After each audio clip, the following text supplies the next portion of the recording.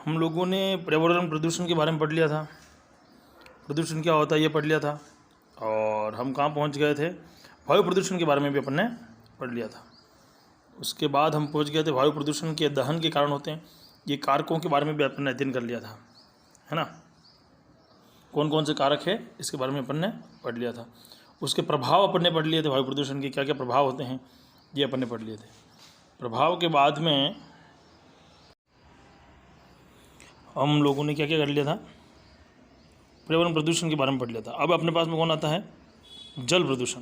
Heading क्या आती है, जल प्रदूषण, है ना। हम में से अधिकांश लोगों को सुरक्षित पेयजल नलों से प्राप्त होता है। इन पानी को नगर निगम प्राधिकारी द्वारा साफ करके पश्चात आपके घरों में भेजा जाता है। देखो मेरी बात सुनो, इसमें क्या है कि ये चीज़ क्या कह रहा है कि हमारे पास में जो घर पानी आता है वो कहाँ से आता है, कहीं ना कहीं से साफ करके नगर निगम के द्वारा, या जो भी वहाँ का परिषद है, नगर परिषद है या नगर निगम है, वो भेजता है। प्रदूषित जल रंग युक्त होता है, इसमें धूल के कण हो सकते हैं, इसमें दुर्गंध हो सकती है तथा इसका स्वाद बेस्वाद या अलग प्रकार का स्वाद हो सकता है। देखो ये प्रश्न भी अगर पूछा जाए कि प्रदूषित रंग, या हम कहें कि प्रदूषित पानी किसे कहते हैं, तो प्रदूषित पानी का मतलब क्या हो गया, जिसके अंदर कोई विशेष प्रकार की गंध आ जाए वो हम क्या कहेंगे, प्रदूषित जल के नाम से जानेंगे उसको। ठीक है, चलिए अब आगे देखते हैं। क्या आप जानते हैं कि सभी प्रकार का जल पीने योग्य नहीं होता तथा उनके घर के अन्य कार्यों के उपयोग करने के योग्य भी नहीं होता। क्या आपने कभी बगीचे में डाला जाने वाला पानी देखा है, यह जल गंदला या गंध युक्त होता है। कभी कभी इसके अंदर ठोस कण भी पाए जाते हैं। ज़रूरी नहीं है कि आप हर चीज़ को अपने पीने योग्य ही बनाओ, है ना। बहुत सारी चीज़ें ऐसी है, बर्तन साफ़ करने के लिए अब वो भी पानी चाहिए, पर आप गंदे पानी से बर्तन थोड़ी साफ़ कर सकते हैं। उसके लिए आप क्या कर सकते हो, पानी तो कैसा होना चाहिए, शुद्ध होना चाहिए, है ना। क्योंकि उन्हीं बर्तन में आप क्या बाद में क्या पियोगे, चाय पियोगे, है ना, उन्हीं बर्तन में आप रोटी खाओगे, तो कहीं ना कहीं आप ऐसा ना हो जाए कि उन बर्तन से आपको हानि हो जाए। तो अब देखो इसमें क्या है अपने पास में, इसने कहा अपने को कि जल प्रदूषण के स्रोत। देखो जल प्रदूषण के स्रोत कौन कौन से, पहला आता है अपने पास में घरेलू अपशिष्ट। घरेलू अपशिष्ट क्या होता है, घरेलू अपशिष्ट वो होता है घर से अपशिष्ट विभिन्न घरेलू गतिविधियों के क्रियान्वयन से उत्पन्न होता है ना।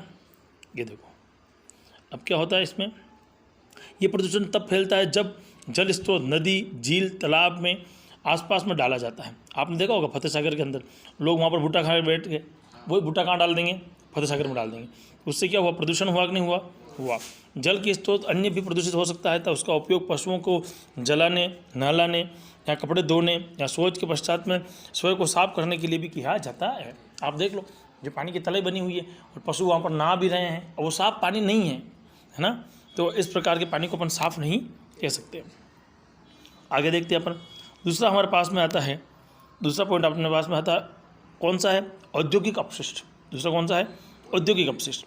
यानी कि जो उद्योग है, जहाँ से भी उद्योग बने हुए हैं वहाँ से जो अपशिष्ट निकलता है उसे अपन क्या बोलते हैं, औद्योगिक अपशिष्ट, है ना।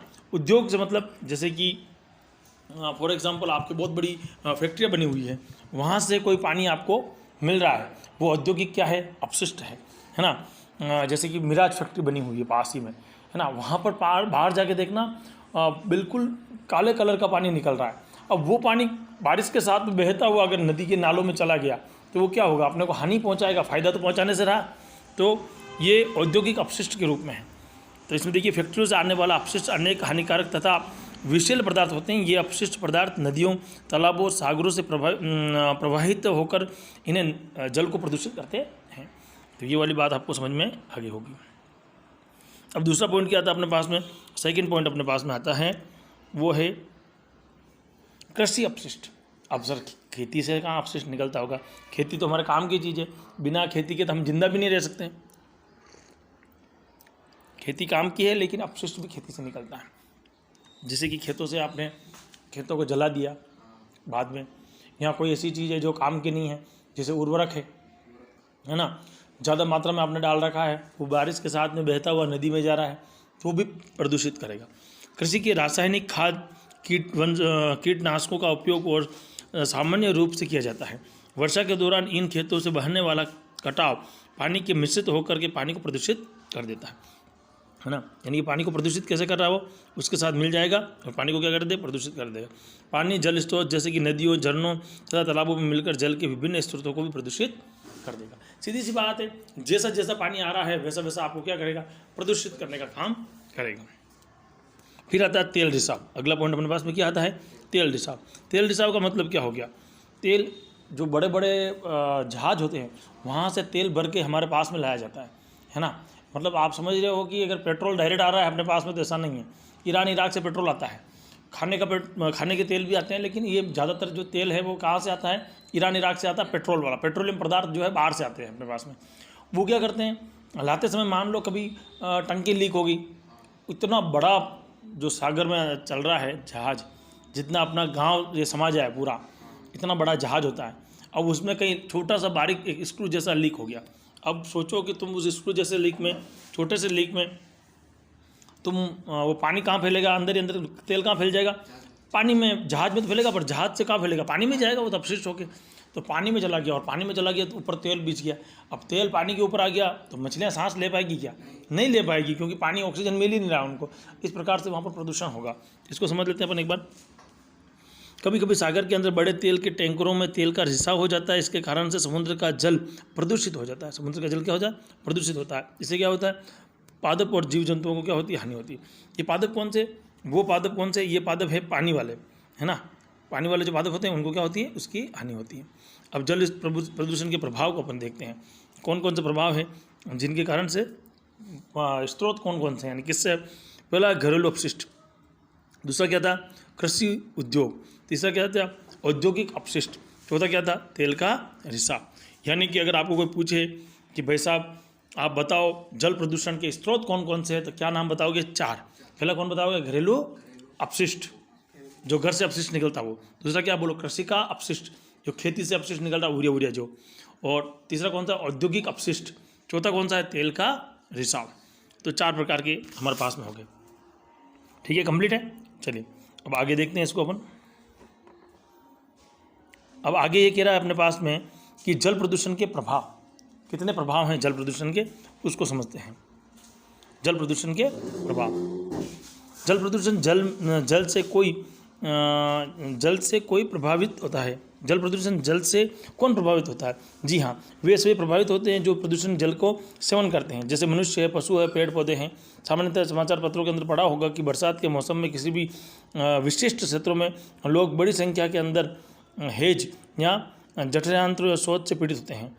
आपने देखा होगा आंतों की जो बीमारी उससे लोग प्रभावित हैं, है ना, क्योंकि कहीं ना कहीं वो दूषित पानी पी रहे हैं, है ना। वो कहानी कैसा पी रहे हैं, दूषित पी रहे हैं। इसको अपन यहाँ पर समझते हैं। प्रायतः ये बताया गया है कि इस प्रकार की महामारी का मूल कारण उन क्षेत्र के अंदर साफ पेयजल की उपलब्धता नहीं है, यानी अनुपस्थिति है। कुल मिला के वहाँ पर पीने योग्य पानी तो नहीं है। अगर पीने योग्य पानी होता तो इस प्रकार से क्या होती, समस्या उत्पन्न नहीं होती। अब मेरी बात को ध्यान से समझना, मैं जो ये पॉइंट बोल रहा हूँ, है ना।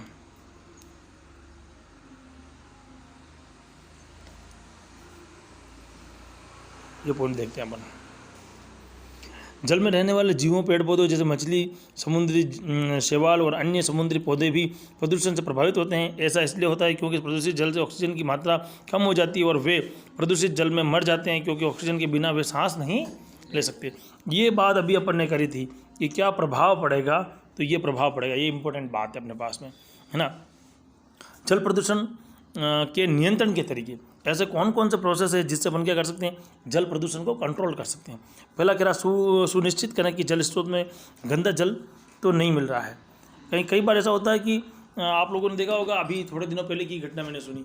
एक घर के अंदर कॉम्प्लेक्स था बड़ा, उसके अंदर बहुत ज़्यादा लोग बीमार पड़ने लगे। तो पता किया कि ऐसा क्यों हो रहा है, तो उनका जो वाटर टैंक बने हुए थे ऊपर पानी के, जहाँ से पानी नीचे आ रहा था, उसका पानी और सीवरेज का पानी क्या हो गया, मिक्स हो गया, है ना। यानी गंदा पानी और साफ़ पानी मिक्स हो रहा था। अब लोगों को थोड़ी पता गया, ठीक है, घर के अंदर आरओ फिल्ट्रेट लगे हुए हैं जो कि आप पानी को साफ़ कर देते हैं, वो बात ठीक है, पर एक लिमिट तक साफ़ कर देते हैं, है ना। फिर उसके बाद में क्या होता है, वो तो बीमारी को जन्म देंगे ही देंगे, है ना। बड़ी बड़ी बीमारियां हैं, उनको जन्म देंगे ही देंगे। तो इसलिए क्या है कि इन दोनों पानी का निवारण होना चाहिए। मैंने भाई वापस बात कर रहा हूँ, जैसे अपने तलाई की बात कर रहा हूँ, तुमने देखा होगा सारा गंदा पानी वहीं जा रहा है ना। हाल फिलहाल में सरपंच साहब ने क्या किया, पास में एक नाली बनी, है ना, कि सारा गंदा पानी इसमें निकलेगा, जाएगा कहाँ वो। अब अभी तो अगर मान लो प्रोसेस तो उन्होंने बना दिया, फिर भी आगे जाके उसका कोई निस्तारण नहीं है, निवारण नहीं है। अगर मान लो किसी कारण से बारिश आई, बारिश का पानी नाली में गया और नाली का पानी वापस ताले में चला गया, वो तो मिक्स हो गया, है ना। या तो नाली को दूर बनाया जाता या कुछ भी होता, व्हाटएवर, लेकिन प्रोसेस कहीं ना कहीं कमी है, आज काम वहीं अटका हुआ है। ठीक है। दूसरा है उद्योग द्वारा गैर उपचारित अपशिष्ट को नदी में, तालाब में डालने की अनुमति नहीं देनी चाहिए। देखो जो भी उद्योग है उनसे उस पानी को पहले शुद्ध करो, उसमें से जो कीटाणु है, विषाणु है, जीवाणु है, उनकी संख्या कम करो, उसके बाद नदी में डालो, है ना। आप क्या देखते हो कि जहाँ पर भी बड़ी नदियाँ हैं लोग डायरेक्ट जाके उसमें डाल देते, क्या फ़र्क पड़ता है इतने पानी में? अरे फ़र्क तो कुछ नहीं पड़ रहा है, फिर बाद में जाके वो प्रदूषित हो रही है। आयड सभ्यता पूरी की पूरी देखना, आयड नदी किस प्रकार से गंदी हो रही, नहीं हो रही है ना। जाके देखना सारे मल मूत्र को उन्होंने वहीं पर सीवरेज लाइन बना करके उसी में डाल दिया। कह रहे क्या फ़र्क पड़ेगा? अरे फ़र्क तो पड़ेगा ना, पानी तो जाएगा बाद में आगे जाके, फिर प्रदूषित तो होना ही है। खुले में तथा जल स्रोत के समीप शौच के लिए नहीं। देखो जो भी लोग, हालांकि मोदी जी ने आपको पता है कि घर घर में शौचालय बनवा दिया, है ना, 12-12 हज़ार रुपये, 15-15 हज़ार रुपये दे दिए सब लोगों को, फिर भी कुछ लोग शौच मुक्त नहीं है, यानी कि घरेलू शौच में नहीं जा करके बाहर जा रहे हैं। अब ऐसी कंडीशन जहाँ पर भी है वहाँ से ही वापस पानी भर रहे हैं वो, है ना, आस पड़ोस से, तो डिग्रेड होकर के, वो टूट करके वो खाद्य पदार्थ के रूप में वापस रिटर्न आ रहा है, तो बीमारी को क्या दे रहा है? जन्म दे रहा है ना। शौचालय, शौकपीट, कूड़ेदान, है ना, निम्न भूमि जहाँ कूड़ा करकट डाला जाता है, जल स्रोत से दूर रखना चाहिए। हाल फिलहाल में मेरी एक बात हुई थी, एक अमेरिका के 2 दंपति आए हुए थे, है ना, हस्बैंड वाइफ दोनों आए थे, तो हमने बात करी उससे, तो उन्होंने कहा तुम्हारे इंडिया में बहुत खतरनाक चीज़ है कि जो भी कूड़ा करकट होता ना, तुम लोग क्या करते हो कि खड्डे में डालते हो। तो मैंने कहा ये तो अच्छी बात है ना, कूड़ा अगर हम डालते हैं तो बिकॉज वो डिस्ट्रॉय हो जाएंगे इन फ्यूचर में, कि नहीं होगा, है ना। वो क्या पर्यावरणविद थे, पर्यावरण पर बहुत बात करते थे, तो उन्होंने कहा नहीं, आप अगर टीचर हैं तो आप ये कैसे कह रहे हैं। तो मैंने कहा ये तो डिस्ट्रॉय करने के लिए हम क्या करते हैं, उसको फिल करते हैं, कि आपने पहाड़ के पहाड़ बना रखे हैं, उसको नीचे डाल देते हो, फिर वहाँ से साफ़ करना पड़ा तो कैसे करोगे। मैंने कहा साफ़ करेंगे ही नहीं, उसको तो हम फिल कर देंगे, बाद में एक रोड लेवल बन जाएगा, उसके ऊपर कुछ बाद में जाके इन फ्यूचर में ज़मीन बन जाएगी, तो इतना खड्डा भर जाएगा कि आप जो आपका जो नेचर है उसको डैमेज कर रहे हो, है ना। मैंने कहा तो आपके वहाँ पर क्या होता है कि हमारे यहाँ पर इसको ऑर्गेनिक बहुत सारी चीज़ें उनको हम तो पहले से फैक्ट्री में उनको अलग अलग कर लेते हैं, उनके बाद में इनका जैसा रीयूज़ होता है, रिसाइकलिंग होती है, रिड्यूस होता है, जो भी होता है हम उसका यूज़ करते हैं। आपके यहाँ पर ऐसा कुछ भी नहीं है। तो मेरे को भी ये बात समझ में आई उस समय कि ये बात सही कह रहे हैं, है ना। कूड़ेदान जल समुद्र में नहीं डालना चाहिए, जो भी कूड़ा है उसको कहाँ नहीं डालना चाहिए, नदियों के अंदर और समुद्र के अंदर नहीं डालना चाहिए। यदि आप जल स्रोत के रूप में किसी भी कुएं तालाब का उपयोग कर रहे हैं तो कुआं पक्का होना चाहिए, चारों तरफ मुंडेर बनी होनी चाहिए। ऐसा कुआं नहीं होना चाहिए जो खुला हो, कैसा हो, मुंडेर बना हुआ होना चाहिए। जल को साफ बर्तन में भरकर उसको ढककर रखना चाहिए, पानी निकालने के लिए हाथों का प्रयोग नहीं डालना चाहिए। पता पड़ा अंदर हाथ भी डाल रहे हैं। अब जैसे अपने पास में पानी आता है कैंपर का, अब कैंपर का पानी आता है तो अपन नीचे से पानी पी रहे हैं ना, है ना। ऐसा थोड़ी है कैंपर के ऊपर, कुछ बच्चे होते हैं अब उनको डांटना पड़ता है, वो क्या करते हैं ऊपर से पानी हाथ डाल के पानी निकालेंगे, इससे कीटाणु कहाँ चल जाएंगे, पानी में चल जाएंगे। इस प्रकार वो अपने को बीमार करेंगे। ये आपकी एक्सरसाइज है। जल मनुष्य के लिए पीने योग्य है, कैसे तैरता हुआ पदार्थ है, अवांछित गंध है, सूक्ष्म जीवाणु उपरोक्त सभी, है ना। निम्न में से कौन सा मुक्त होना चाहिए। ये कह रहा है कि जल मनुष्य के पीने योग्य है जब वह निम्न तत्वों से मुक्त हो। किससे? तैरता हुआ पदार्थ, ऊपर कोई तैरता हुआ पदार्थ है ना, मान लो कोई छोटा सा कण आपके ऊपर पानी के ऊपर तैर रहा, पी लोगे क्या? नहीं पियोगे, है ना। अवांछित गंध है, पानी को पीने पे आप देख रहे हो तो अजीब सी गंध आ रही है, पियोगे क्या? अच्छा, सूक्ष्म रोगाणु बीज में है जिससे आप बीमार पड़ सकते हो, वो पी लोगे क्या? नहीं पियोगे। तो उत्तर क्या सही होगा इसमें आपका उत्तर सही हो जाएगा उपरोक्त सभी, है ना। कौन सा सही होगा? उपरोक्त सभी, क्योंकि ये तीनों जो चीज़ें इन्होंने दी है, ये तीनों ही चीज़ें हम पीने योग्य नहीं है। घरेलू अपशिष्ट जल प्रदूषण का कारण बनते हैं क्योंकि अपशिष्ट जल मृदा से होते हुए भूमि के भीतर जाता है। शौचालयों, रसोइयों आदि से निकला अपशिष्ट जल स्रोत जैसे नदी, नहर और तालाबों को जाता है। फैक्ट्री तथा ऊर्जा अपशिष्ट जल निकलता है और उपरोक्त सभी। देखो ये कह रहा है घरेलू अपशिष्ट जल प्रदूषण का कारण बनता है। देखो घरेलू अपशिष्ट जो होता है, घर के अंदर क्या होता है, शौचालय होते हैं, रसोई घर होते हैं, इनसे निकलता है। ख उत्तर इसका सही है ना। तो अब आता है अपने पास में मृदा प्रदूषण। अगला प्रदूषण कौन सा है? मृदा प्रदूषण, है ना। मिट्टी का होने वाला प्रदूषण क्या कहलाएगा? मृदा प्रदूषण। मृदा प्रदूषण का तात्पर्य उस हद तक होने वाले भौतिक, रासायनिक और जैविक परिवर्तन से जिसको मनुष्य और अन्य जीवों को हानिकारक प्रभाव पड़ता है। यानी क्या कहना चाहता है कि हमारे पास में एक लिमिट के बाद में मिट्टी के ऊपर जो प्रभाव है उसका प्रभाव मनुष्य पे पड़ने लगता है। मिट्टी का प्रभाव वैसे ही हमारे मेवाड़ में क्या कहते हैं कि जैसा देश वैसा भेष। हम जो खाएंगे वैसे ही हमारे अंदर गुण आएंगे। तो मिट्टी जैसी होगी वैसे गुण आएंगे। और मिट्टी में अगर मान लो सब आपके रसायन मिले हुए हैं, केमिकल मिले हुए हैं, तो आपके गुण भी वैसे आएंगे, है ना। ये बात होगी। फैक्ट्रियों के अपशिष्ट के रूप में रसायन और धातुओं का फैलना है। तो कुछ रसायन तो भूमि के अंदर पूर्णतः बंजर बना देते हैं। देखो कुछ चीज़ें ऐसी है जो भूमि को पूरी बंजर बना रही है। आप लोगों ने एक नाम सुना होगा, गाजर घास। आजकल खेतों में बहुत ज़्यादा हो रही है ना। ये बाहर से जब गेहूँ आए थे उसके साथ में पौधा आ गया था और बीज आ गए थे उसके, और आज ये इतना फैल गया है कि उसको हटाना हमारे लिए बहुत बड़ी आफत बन गई है। ऐसे नाम सुना होगा आपने, जलकुंभी, है ना। बहुत बढ़िया दिखाई देती है जलकुंभी।